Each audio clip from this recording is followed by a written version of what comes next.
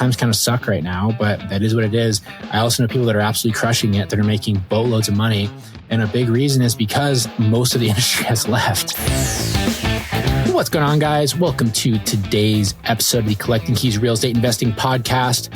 We are, listening to this after Thanksgiving, but we recorded this during the Thanksgiving week. And so due to scheduling, family, commitments, whatever, we didn't have a chance to record as our normal little group. And so you're stuck with a solo episode with me today. If this is your first time here, my name is Mike DeHaan. I'm the typical main host of the show. And Dylan and Dan, they were doing stuff this week. And so got a little deep dive into a blast from the past with another sort of like Friday focus style of episode with just me. And so you've been listening for a while. I used to do these sort of like single solo episodes once a week. Stopped doing this a little while ago. And so it's been a little bit. So if I'm rusty, I apologize. But anyway, I'm going to dive into a little bit of a topic that has been sort of a recurring theme in people that have asked me questions on Instagram, or even just people in sort of my general circle around specifically quitting real estate and quitting your business, and kind of like why people do that. Is this a good time to do that with how the real estate market is? And I think I've been getting asked this a lot for two main reasons. One, first off, if you are new to the show, Dan and I, we actually sold our wholesaling and flipping business at the beginning of October. And so we have basically left that game to focus primarily on our private money and hard money lending business, Sir Lends-A-Lot, or SLA Capital. And then also two, just because of the economy, we're seeing a pretty big influx of people that are kind of leaving the off-market real estate wholesaling and flipping industry, both just kind of in a macro level on social media, you're seeing it a lot, but also in our small little scale group, we are seeing people that have been reasonably successful over the past few years that are exiting to go and do other things. And so a recurring question has been, should they be considered the same? What are kind of like the things that you consider when doing that? And so I figured for the sake of this episode, it would be just an interesting conversation to have, to sort of like dive down to what it looks like to leave the real estate industry and when you should do that. And so what I'm going to do is I'm going to basically focus on when you shouldn't quit, like when you're probably doing a little bit preemptively, when you should quit, and sort of like the signs you can look for. And then if you do decide to quit the real estate industry, kind of like how to do that and the ways to approach it so that you're successful in your next endeavor. So kind of the three different phases we're going to talk about today is those who shouldn't quit, those who should, and how exactly to do it if you decide to take the leap. And I'll kind of just point out a few different patterns that I see here and there on people that kind of go one way or the other and give you my opinion on them. And so first off, we'll start with people who shouldn't quit their real estate business, which I would say, honestly, most people fall into this. They just maybe are a little bit impatient with the way that things are going.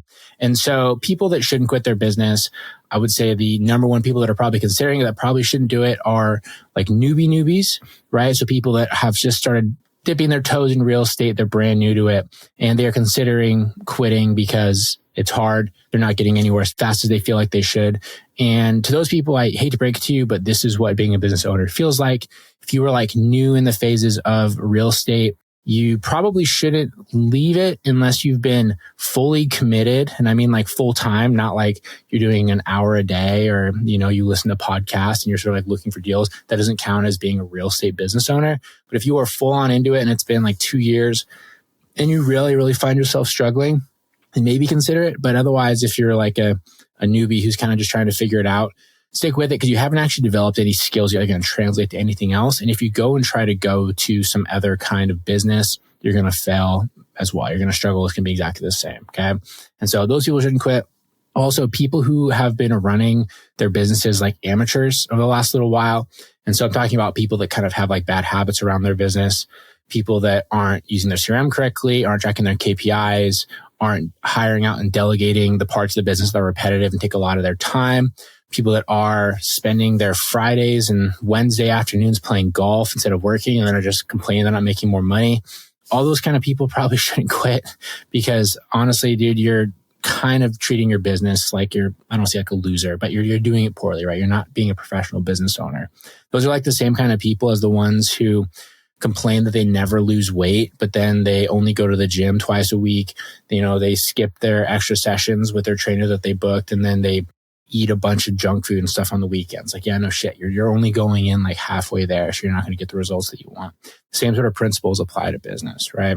And then The last sort of bucket of people that probably shouldn't quit are people that just generally are looking around and have FOMO of the quote unquote other success that they're seeing people having, whether that's, you're down the rabbit hole like the Cody Sanchez and buying other businesses. You hear us kind of hit on that whole fad a lot, whether it's people that are like looking at crypto or trading stocks or just like starting up, I don't know, something e-commerce, whatever.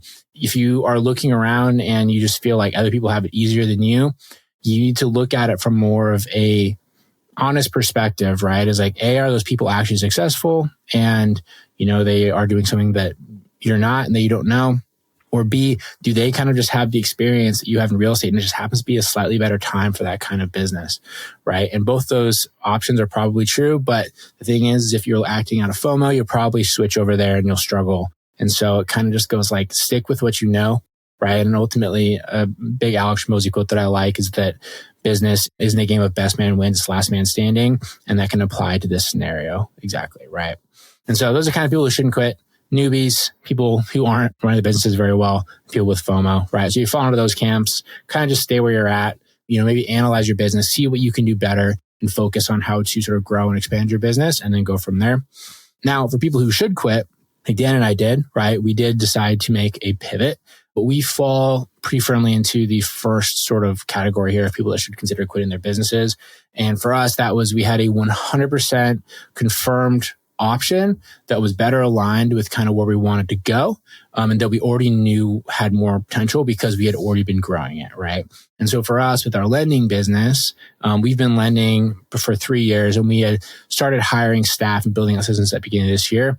And that business was growing at a rate that just massively was starting to outpace our real estate business with its current state. And the upside seems so much higher. And not only that, but just with us being like a little bit burned out of dealing with crazy sellers, deals going sideways, the buyer struggles, spending the marketing, all that sort of stuff. It just made sense for us to sort of go down this path. Okay. And so when we quote unquote quit, it wasn't like we were quitting and starting over. We were basically just stepping away from something that was reasonably successful and going full force into something that we knew had legs. And so if you are in that same situation, I would definitely consider if you have something lined up. But if you don't really have a confirmed option, maybe like wait a little bit, right? The second sort of people that should look at quitting will be people that are like super over leveraged or have had some major losses.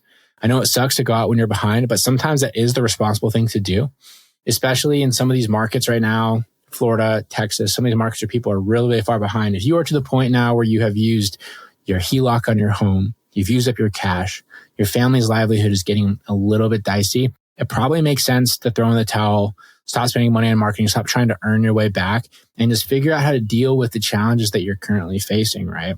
Not doing that is kind of the same as if you're at a casino and you're playing blackjack and you lose, you're down $1,000. You keep gambling and trying to win your money back? It's like, no, you don't. Like, you have more control in business, sure, but also you kind of need to be realistic if you look at like the big picture of the economy, what situations look like. Like, how much more risk are you willing to take on and try and dig yourself out? And if it's a situation where like you're honest with yourself and you are really, really far behind, it probably makes sense to either pause, go do something else, go get a job, even though that sucks. That sometimes that is the best option for people. Go back to a W-2 and just do anything different, because especially with real estate, it is a debt-heavy, risk-heavy business. And sometimes it makes sense just to walk away from that. Okay. The third people are, if you look at kind of like the big picture of who you are and where you're at, and let's say you've been doing this business for a while, and honestly, you just realize that you aren't as good as you thought you were. And it seems like kind of a weird one, but we've gotten to see quite a few people like this over the past couple of years that absolutely crushed it in like 2020 and 2021. They were heavily boosted by the economy and how real estate was that period of time. And now stuff has gotten harder. They found it harder to keep up with the systems, to keep up with the hiring, keep up with everything that they need to learn and maintain that sort of knowledge they need to maintain around transactions, different strategies to keep a competitive advantage. And there are people that just look around and go, I actually don't think I'm that good at this. I'm not good at like compiling the data or running a sales team or being able to analyze like the macro trends to make the best sort of decisions with my business. And if that's you, it might make sense to go and do something different or to just scale down, right? And just focus on being a business for a little while that maybe does a handful of deals a year, make them bigger deals. Like, don't try to like grow a business quite as aggressively. And that's always a hard thing for people to admit. But if you're able to look at your metrics, if you like are constantly looking around and trying to figure out what other people are doing and you realize that you were just falling behind, maybe it is time to go and do something else. Okay. And so those are the people that potentially should move away from it. And so like, let's say you fall into that bucket. The next question comes down to how exactly do you go about it, right? How do you actually pull away from real estate, especially if it's been a big part of your identity? This honestly was a big thing for us. Was we have this podcast, we have this brand, we have this whole community that we ran. Dan and I had been doing that real estate business together for 6 years, 2019. Yeah. So solid 6 years, right? It was a very difficult thing for us to do, kind of because it was ingrained in who we were. And so if you are going to step away, you kind of want to make sure you're doing it the correct way so you don't, suffer an identity crisis or sort of burn all your bridges, right? Or go into a position where you're just equally as unhappy or equally struggling. And so if you are going to quit, I think the first and most important thing is you go into something that actually does like fire you up and that you're excited about. I think one of the biggest mistakes people make is they leave one business to go to another business purely because they think it's a better opportunity when they're not that excited about it, right? Like if you are a tangible sort of asset guy and you're really into real estate and doing renovations and all this sort of stuff, and you try to go into doing what we're doing, where we're basically just trading paper and we're generating debt, it's probably not going to be that fulfilling because you are losing all of the actual tangible nature of real estate is in the asset, right? And all of a sudden, if you just go to like kind of like the digital world, you're probably not going to like it as much. Same with if you were like a real estate sort of like trades guy, and all of a sudden you decide you're going to go and try and acquire a SaaS business or like run an accounting firm or something just because some friend that you had made a bunch of money doing that, you're probably not going to make it because you likely just won't be as excited. It can be so far removed from what you've already been doing. And so if you are going to make the leap, make sure you're pumped about it, right? And if you don't know what that is, let's say you're in the camp of you're leaving because you're cutting your losses, spend some time to find that thing before you go all in on it, right? And don't just chase an opportunity, but chase something that actually will get you going and get you excited to start working again. Okay. The second thing is when you're going to quit, I always really encourage people, and this is kind of along the same line, but make sure that you leave and go into a business that's like somewhat similar, right? So like if you are leaving the real estate business and you decide you're going to go into like e-commerce for, Lego, drop shipping, some kind of product, it's going to be a much harder transition. You're going to be starting from a much earlier phase than you're probably used to, especially if you've been a real estate business owner for a while. And that can be really, really hard. And you probably go back to that phase of like, you're losing a lot of money. You have a really major learning curve. You're really kind of on the struggle bus for a while. And unless you crave that, I typically recommend you don't do that. And so things that are very good sort of tangent businesses to real estate, lending, that's why I went to it. Things like title companies, things like contracting companies, different trades. I know people that have left the house flipping game and have gone and just taken their crews and just started doing renovations for people that are like homeowners, right? Landscaping company, fence building company, stuff like that. Those are very, very good businesses where you have the same general skills. And especially if you've been a direct to seller real estate investor, which if you listen to us, you probably have a lot of those skills around direct mail, around cold calling, around door knocking, around how to analyze opportunities. They're very, very similar in a lot of those home services businesses, right? And so focusing on some of those, I think can be a good tangent opportunity, but don't go and like try to do something that's completely out of left field just because it seems like a better opportunity, right? And if you do something that's kind of along the same lines, it will be a much smoother transition, no doubt be successful. So really make sure you consider that when you're making the leap. And then the last sort of thing I want you to make sure you consider when you're going to quit is whatever you do, you got to make sure that you go all in with it and you're prepared to work, right? I think one of the biggest mistakes people tend to make is they shut down a business, they go into something else and they treat it like a startup again. They go back to like the days when they first started their real estate business where kind of just like clicking around, trying CRMs, they're going to coffee meetings, and they kind of like have their toes in. They're afraid to spend any money on anything. That's a giant waste of time. And if you've had any sort of success in your real estate business, you're doing yourself a disservice as a business owner and as an entrepreneur by not going all in and being willing to invest in yourself, invest in your business, hire staff, build systems, and you should be able to scale relatively quickly. It's not uncommon for people to, that have had some sort of successful business, say they run $1 million a year in their real estate business, and it took them 2 years to do that.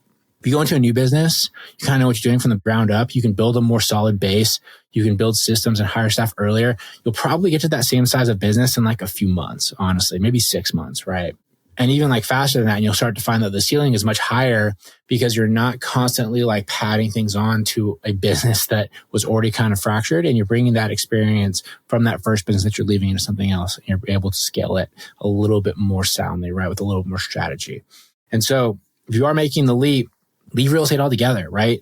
I still get people asking me all the time, like, well, would you still flip a house if one came across and you liked it?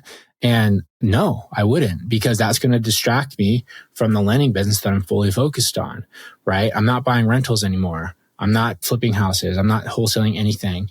Even if these different opportunities pop up, and they actually have over the last few months, I just don't care because I'm all in on the lending business, right? And I think if you want to be successful, you kind of have to do the same thing.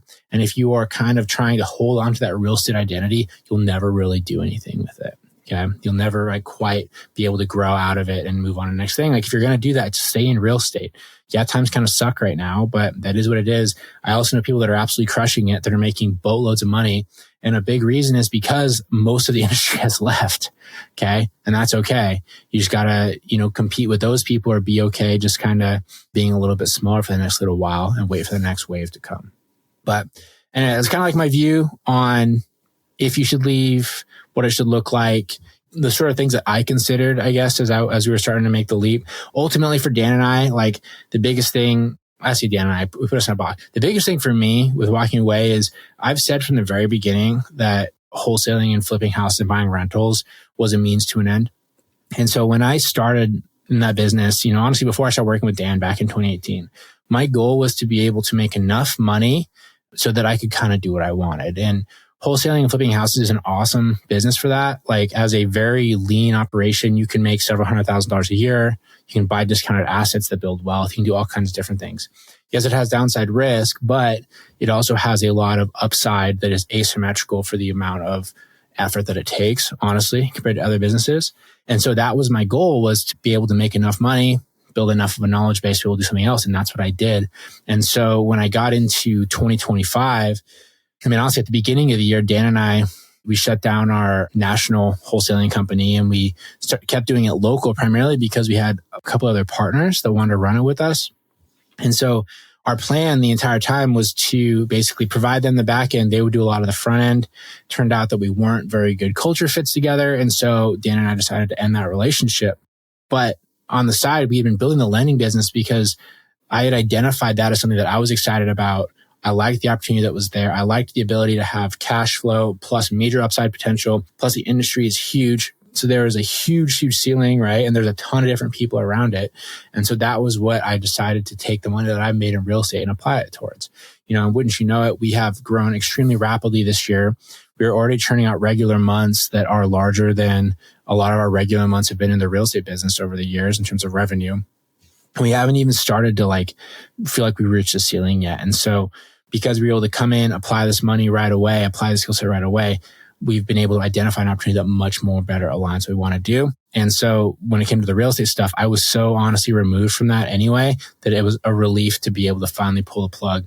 And I would say the reason I kind of kept with it for most of 2025 was because I didn't really have proof of concept for the lending yet. We hadn't really scaled it. And also it was a big part of my identity with having the show and everything else that I'd done. Okay. So anyways, guys, hope you found it interesting. If you are considering leaving the industry, I'd love to hear about your reasons why. You can message me on Instagram at Mike_invests. Shoot me a note there. I always like chatting with people. And thanks for listening, guys. And I hope you had a great holiday. And we'll talk to you guys next week. This episode is sponsored by Sir Lancelot LLC, also known as SLA Capital, which, if you didn't know, is Dan and I's private lending company. So yes, we are sponsoring our own show, but what you going to do about it? It is our private lending company that offers hard money and DSCR loans to real estate investors of all types. So you can be a new investor, an experienced investor. You can be buying flips. You can be buying rentals, whatever. We can do everything. And not only that, but the rates that we offer are just as competitive, if not cheaper, than pretty much every other company out there. So whatever big company you've been working with, bring us their term sheets and I guarantee you that we can probably beat it. We have the same connections they do. We just don't have all the overhead and middlemen. So if you want to come and check us out, go to slacapital.com/keys and I will know that you came from the show. And by seeing that you came from here, when you get to closing, you will save $500 on your first loan with us. So slacapital.com/keys, we would love to fund your next deal.